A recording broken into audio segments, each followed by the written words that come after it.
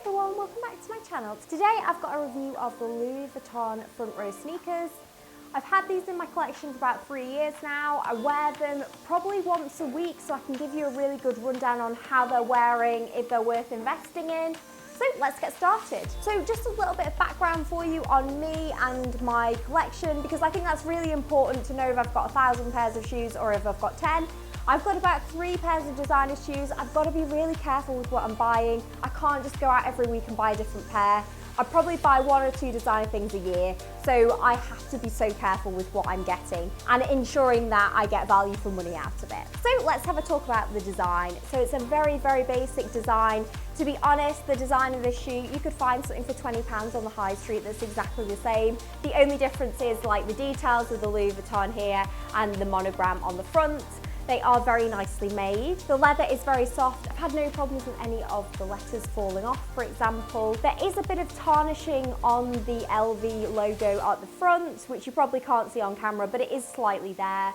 I'd expect that after 3 years. I've worn them, as I say, once a week out in the rain. I haven't been really babying them, to be honest. I buy my stuff to wear, so if it's raining, I'm still gonna wear them. They're a leather shoe, so they shouldn't really fall to bits, and they haven't. So I've been wearing them for about 3 years. So of course there is creasing on the leather where it bends when I walk, and you'd obviously have to expect that. To be honest, mine probably need a professional clean at a leather shop, because I just clean them with baby wipes after I've used them if they need it. If they don't, I just leave them. So breaking these in, I had absolutely no problem with. They were immediately comfortable. They remain comfortable, which is great. The inside of them, just to note, is leather. So if your feet get sweaty, they make a squeaking noise. If that bothers you, stay away from them. Luckily where I live, it's usually freezing most of the year, so it's not an issue. So let's talk about cost. I found my receipt, and when I bought these 3 years ago, they were £520. I checked the Louis Vuitton website, and they are currently £585. So considering how much luxury fashion houses